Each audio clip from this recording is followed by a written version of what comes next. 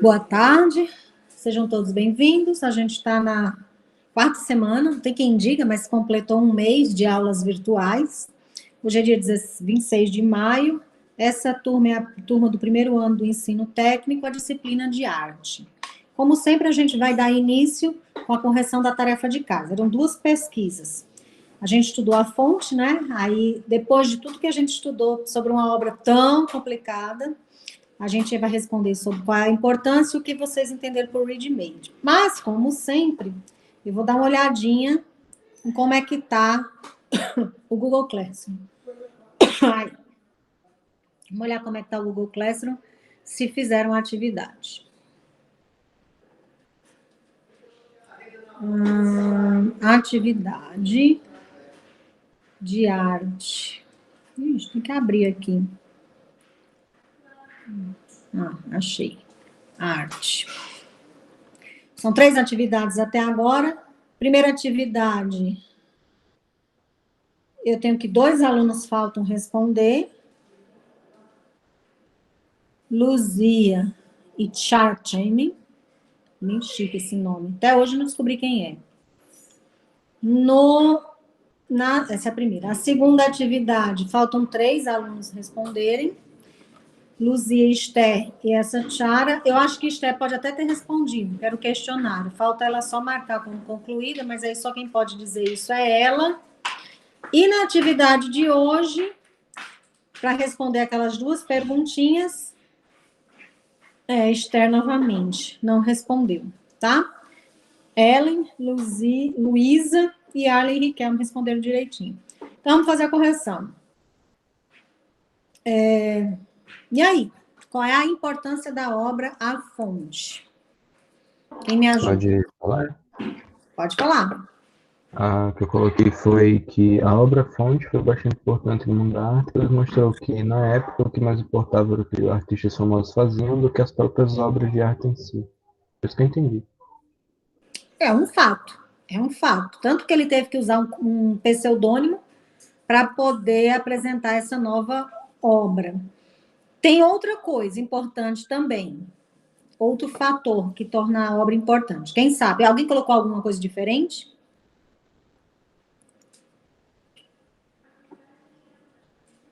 Não? Tem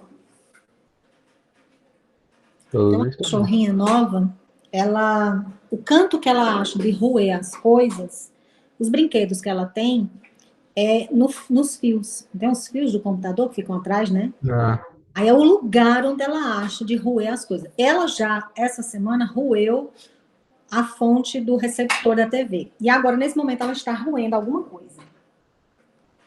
Eu fico agoniada, não aí cai a consigo. aula na hora. Não, exatamente. Eu estava assistindo televisão na hora que ela roeu. Queimou na hora. O receptor não, né? A fonte em si, porque ela roeu Na verdade, ela rói a etiquetazinha que vem. Todo fio tem uma etiqueta. Ela rói aquela etiqueta e aí automaticamente ela sai roendo o fio.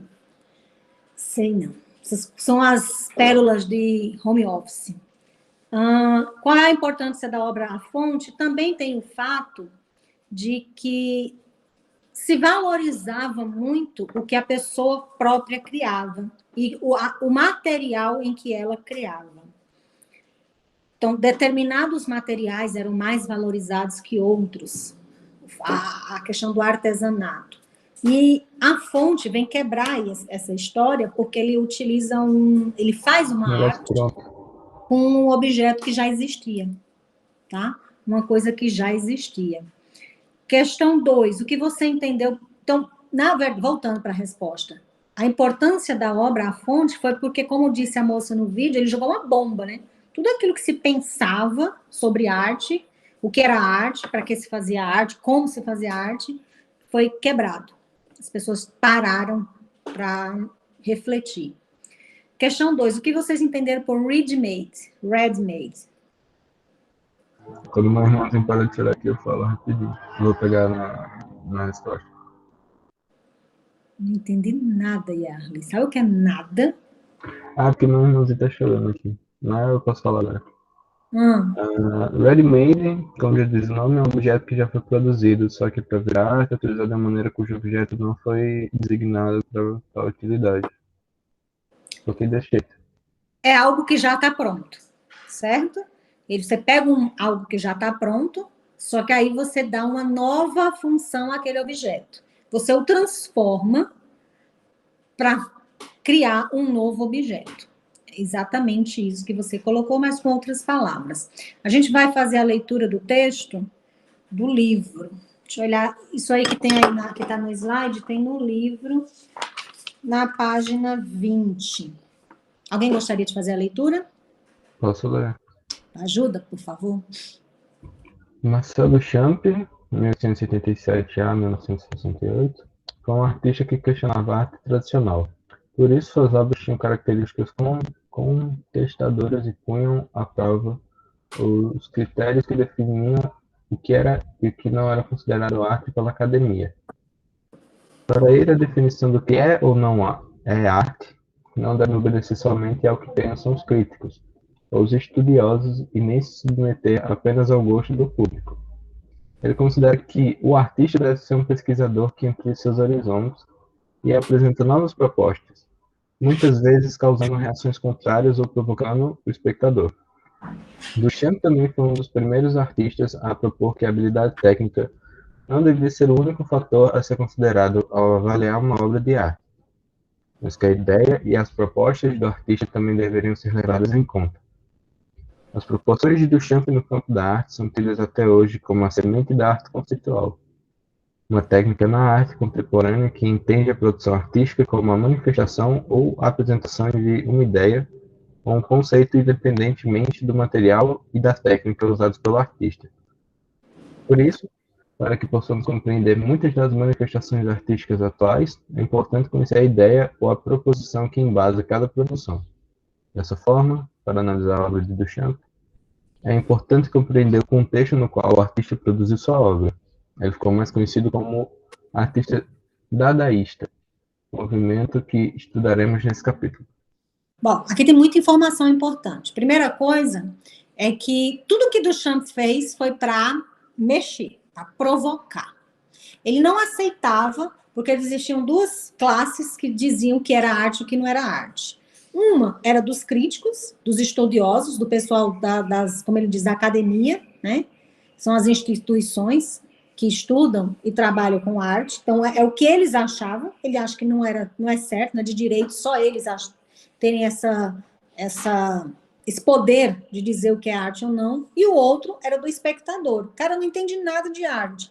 Vai lá, acha bonito ou acha feio, e aí aquilo passa a ser bonito ou feio por conta do que o espectador achou, o público, o povo. Ele acha que isso está errado. A preocupação não é com o crítico, nem com o espectador. É com ele, o artista. Ele, artista, é quem tem que decidir o que é arte e o que não é arte. O que é bom, o que não é bom, o que deve ser feito, o que não deve ser feito. Então, a primeira coisa que ele diz é que eu não tenho habilidade de fazer alguma coisa, mas eu posso usar objetos já prontos para fazer uma arte, mesmo eu não tendo a habilidade de fazer com as minhas próprias mãos, mas isso não impede que eu faça uma arte, uma obra de arte. Outra coisa que ele diz é a questão do próprio material. Se você não é obrigado a usar papel, usar tinta, usar argila para fazer arte, você pode pegar coisas que já existem e modelar aquilo, fazer com que aquilo reutilizar aquele material para poder fazer uma arte. Outro detalhe que ele fala é que você tem que analisar o que está acontecendo no momento, o contexto. Para você entender uma obra de arte, você tem que entender o contexto em que ela foi criada. Dando continuidade na leitura, a gente tem aí duas fotos de Marcel Duchamp. A primeira, ele está com algumas amostras dos seus trabalhos, são obras que ele fez, né? Sempre usando esse sentido, essa ideia de pegar algo pronto. E a outra que é interessante é essa mulher é ele. Foi uma personagem que ele criou e viveu. A obra de Duchamp também está vinculada à sua atitude, tanto quanto às suas produções e ideias. Em um dos seus rompantes criativos, o artista lançou a figura de Madame Rose Selavy, na cena artística nova-iorquina. Um artista que, na realidade, era ele mesmo vestido de mulher. Novamente, aquela história de usar um pseudônimo para criar uma obra de arte e não demonstrar que era ele, já que ele já era renomado no mundo da arte. Ainda no livro, eu acho que é na página, logo no começo, página 21, aí tem algumas obras dele, e essas obras a gente vai assistir um vídeo daqui a pouco que fala, comenta sobre eles, porque são todas as obras dele, são obras assim, que é isso? Então, essa obra aqui, o nome é Suporte de Garrafas. Observando a imagem, por que você acha que o artista escolheu este objeto para fazer sua obra? Escolher objetos comuns como obra de arte é uma maneira de provocar o público? Que ideia Duchamp tentou passar com essa obra? Então, são questões que a gente sempre, quando olha, fica nesse questionando. O que é isso? O que é que ele quis fazer com isso? Né? Outras obras que tem na página 21, essa daqui, Milhas de Barbante. Nesta obra, que efeito barbante espalhado pela sala causa? Eu só penso que é teia de aranha. Se você fosse um espectador, qual seria a sua reação ao se deparar com um local assim? Qual foi a intenção do artista ao realizar essa intervenção? Então, também são coisas para a gente olhar e analisar. O que é que se passou na mente dele quando criou essa obra? E essa última que eu acho um caos. O nome da obra é O Grande Vidro ou A Noiva Despida pelos Seus Celibatários. Deixa eu pegar o livro para ler, que ele está pequeno. Nesta obra, Marcel Duchamp projetou duas lâminas de vidro, uma sobre a outra, onde se vê uma figura abstrata na parte de cima, que seria a noiva. E na parte de baixo se percebem outras figuras, dispostas em círculo e feitas de cabides, tecido e outros materiais ao lado de uma engrenagem retirada de um moinho de café. O significado da obra é tão estranho que até hoje ninguém nunca conseguiu descobrir o que seria esse. Como você interpreta esse grande mistério dessa obra? Eu sou totalmente leiga, já disse a vocês que a minha habilitação não é arte, é língua inglesa. Então eu olho e fico, né, do mesmo jeito que o grande povão diz, meu Deus, o que é isso? Aí eu pesquisei, né, e achei um vídeo que fala um pouquinho sobre essas loucuras de Marcel Duchamp, fala um pouquinho dessa personagem mulher que ele criou, e tenta explicar essa obra da noiva. Vou colocar aqui para vocês. Espera aí.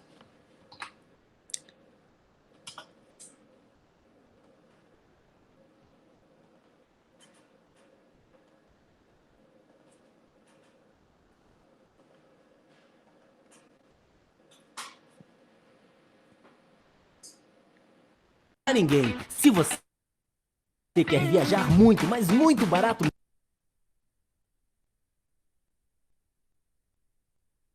mesmo, a 123 Milhas tem os melhores preços da internet.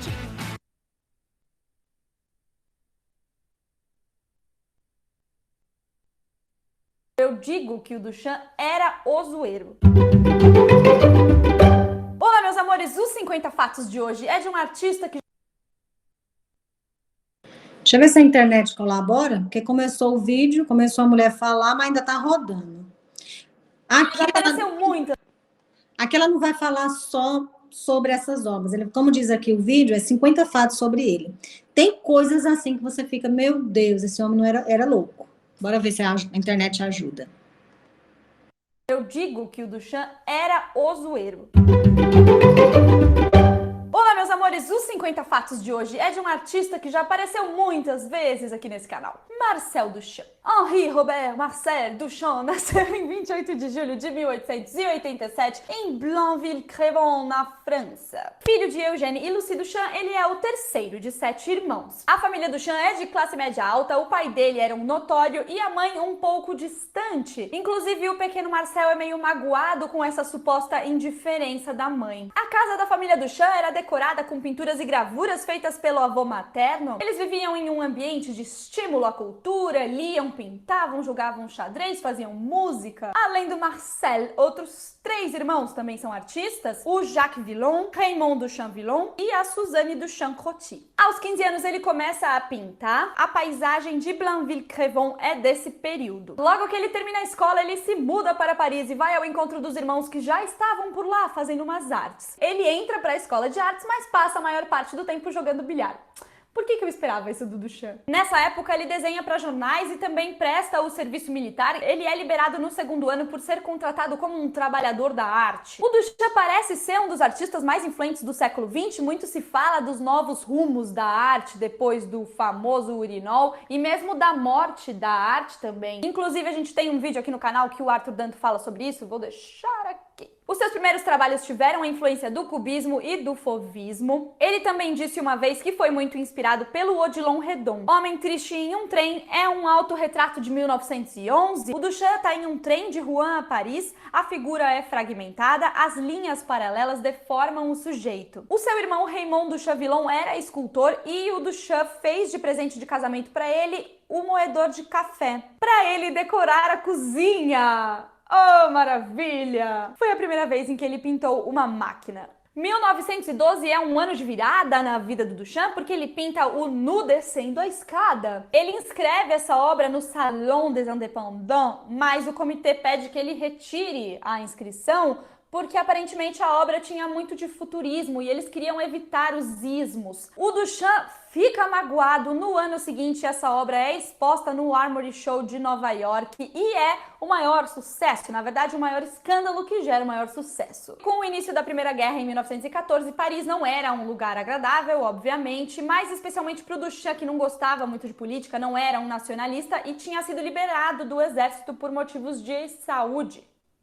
E aí ele viaja para Nova York com o dinheiro das 4 obras que ele vendeu no Armory Show e chegando lá ele é super famoso. O Duchamp era best friends com o Francis Picabia e o Guillaume Apollinaire. Juntos eles assistem uma peça do Roussel que foi super importante para o Duchamp pensar as referências dele. Ele sentiu que era melhor um pintor ser influenciado por um escritor do que por outro pintor. A Gabrielle Buffet-Picabia conta sobre o Duchamp. Encontramos Marcel Duchamp perfeitamente adaptado ao ritmo violento de Nova York. Ele era o herói dos artistas e intelectuais e das moças que frequentavam esses círculos. Deixando seu isolamento monástico, ele se lançou em orgias de embriaguez e todos os outros excessos. Blá blá blá, a atitude de abdicar de tudo, até de si mesmo, a qual exibia charmosamente entre 2 drinks, seus trocadilhos elaborados, seu desprezo por todos os valores, até mesmo o sentimental, eram algumas das razões da curiosidade que instigava e da atração que exercia sobre homens e mulheres igualmente. Outro amigo do Duchamp é o Man Ray, que ele conhece em Nova York. O Man Ray faz várias fotos do Duchamp, inclusive de trabalhos. Eros C'est la vie é o alter ego feminino do Duchamp, que ele inventou em Nova York em 1920. A pronúncia do nome em francês parece Eros C'est la vie, Eros é a vida, e também arroser la vie, que é tipo celebrar a vida. Ele conta sobre essa decisão do alter ego. Eu queria mudar minha identidade. Primeiro eu tive a ideia de adotar um nome judeu. Eu era católico e essa troca de religião já significava uma mudança, mas não encontrei nenhum nome judeu que eu gostasse ou que tenha captado minha fantasia. Então eu tive a ideia, por que não mudar de sexo? O Duchamp era maníaco por xadrez, ele participava de torneios, ele inclusive é coautor de um livro sobre xadrez. O Duchamp fazia muitas anotações, ele até publica algumas delas.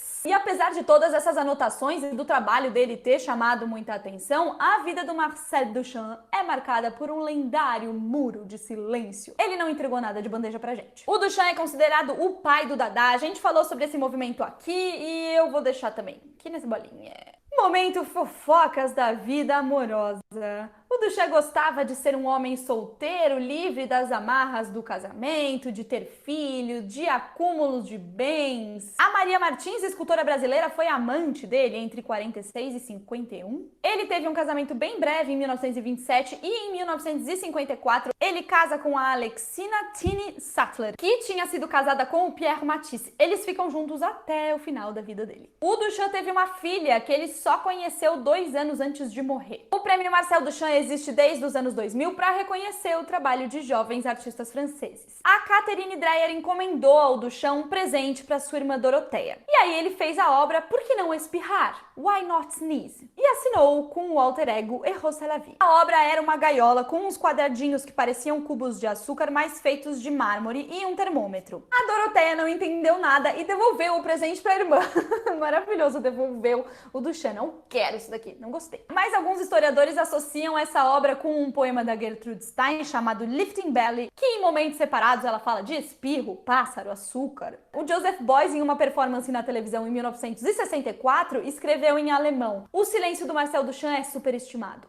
O Duchamp deu a tela Mulher e Homem Jovens na Primavera pra irmã Suzane de presente de casamento e ele gostava muito do Matisse. Percebe ali no meio as pessoas do quadro A Dança? O Duchamp fez uma viagem a Munique que deixou ele muito inspirado. Bom viajar, né? Deixa a gente assim, vendo umas coisas novas, pensando umas coisas novas. Lá ele viu pinturas da Idade Média e da Renascença e começou a formular ideias para o seu grande vidro. O Fernand Léger conta que ele, o Brancusi e o Duchamp visitaram uma exposição de aviação em 1912 e o Duchamp disse o seguinte: a pintura está condenada? Quem conseguirá fazer algo melhor do que uma hélice?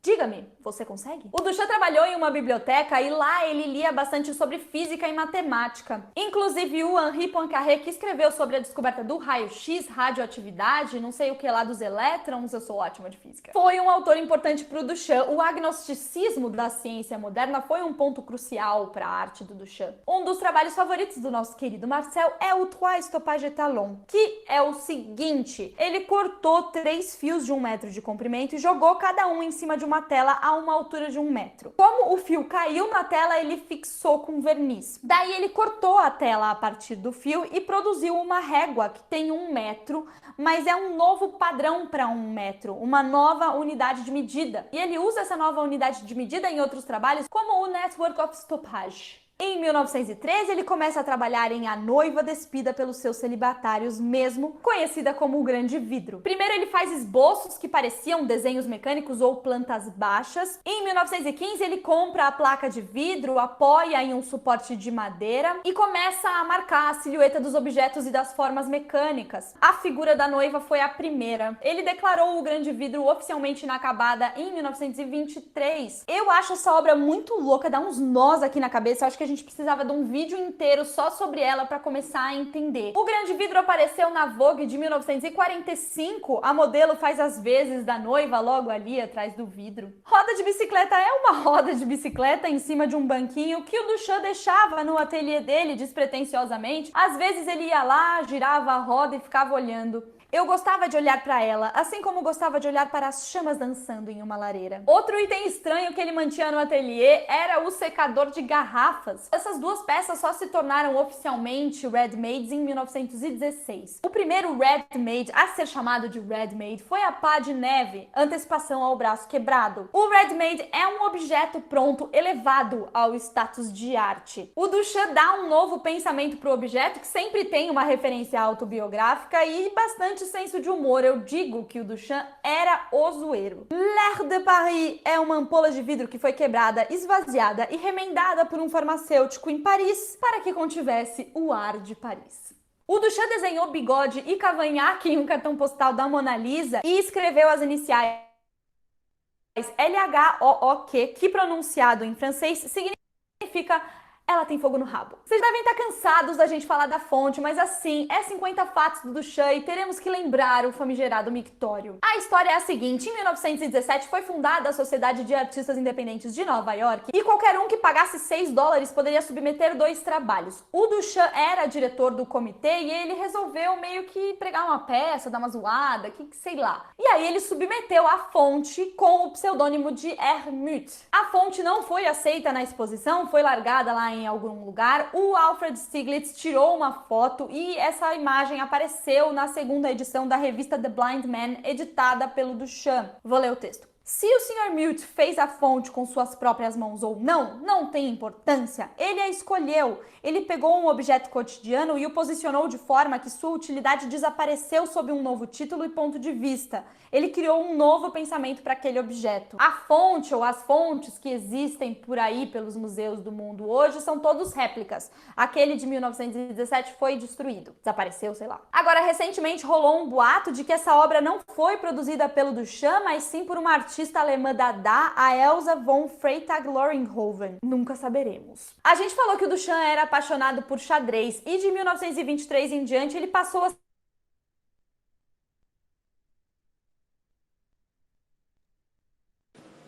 Saiu o som. Sem internet. Mas Foi, do nada. E não foi minha cachorrinha que roeu o áudio. quer que eu continue, professor? Não. É só um restinho, qualquer coisa vocês assistem depois no... Eu coloco no Google Classroom. Só um finalzinho, ó.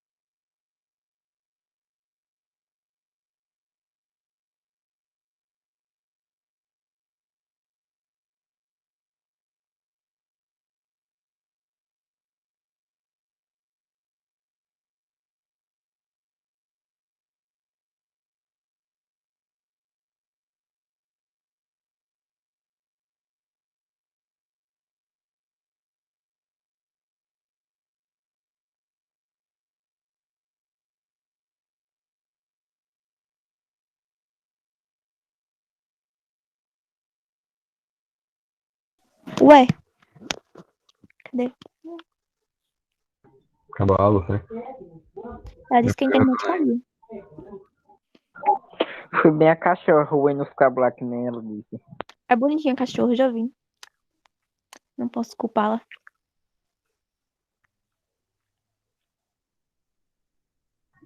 Esperar ela voltar e lembrar que tá gravando ainda. Será que ela vai entrar de puxa- novo? Depende de voltar a internet no computador dela. Peraí, ela mandou uma foto aqui. Continua pintando meu caderno com um marcador de texto, então. Boa.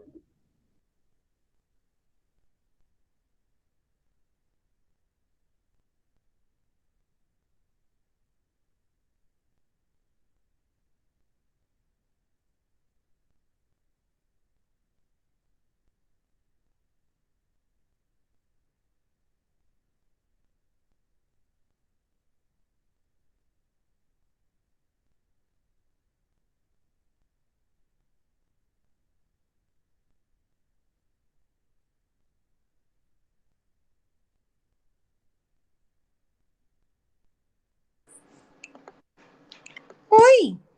Opa! Caiu a internet. Voltei pelo celular usando os 4G. Eu mandei minha foto no grupo. Eu vou. Não sei nem o que eu faço para concluir a aula, porque senão vai comer meus dados móveis. Eu vou encerrar para não perder a gravação, porque senão a aula não tem como gravar. Mas aí eu posto quando voltar. Ai, voltou. Peraí. Não, nem. Voltou. Tô entrando. Pronto, voltou. Deixa eu tirar os 4G aqui do celular, peraí.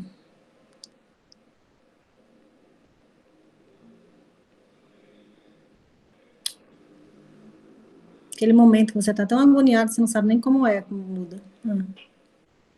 Acho que agora deu certo. Nossa, que coisa interessante. Do nada caiu. Fica só o restinho do vídeo. Eu até parei, ele caiu, né? Deixa eu voltar aqui para a apresentação do slide, depois do vídeo. Qualquer coisa eu posto o vídeo e aí vocês veem mais tarde. Mas, enfim, o importante do vídeo passou, né? As loucuras de Marcel Duchamp. E a gente consegue observar que até as obras dele, até hoje ninguém consegue descobrir o que é que ele queria dizer com aquilo. E ele, por ser uma pessoa muito introspectiva, não deixava nada anotado, não compartilhava com ninguém o que é que ele estava querendo dizer com aquilo. Tarefa de casa. No livro, na página 21, depois de todas essas obras que a gente viu, tem esse questionáriozinho. O que você achou do trabalho de Marcel Duchamp? Diz que é em trio, mas vocês fazem individual. Letra A, B e C. São algumas perguntinhas para vocês responderem. Alguma dúvida? Não? Não? Faltava bem pouquinho para acabar a aula. Deu certinho o tempo. Era mais... A gente parou, eram 50 fatos sobre Duchamp. Eu acho que quando falhou, a internet caiu, estava mais ou menos em 44. A maior parte a gente chegou a ver. Ok? E o interessante é que muita coisa a gente já tinha visto, né? Já tinha estudado sobre ele. Enfim, deixa eu abrir o chat para vocês fazerem colocar o nome de vocês.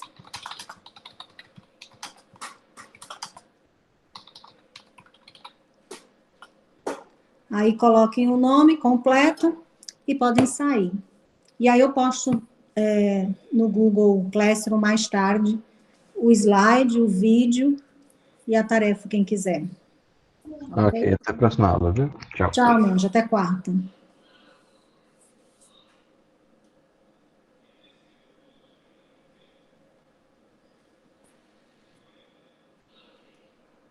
Ellen? Beleza. Tchauzinho, Ellen. Tchau, tchau. Tchau.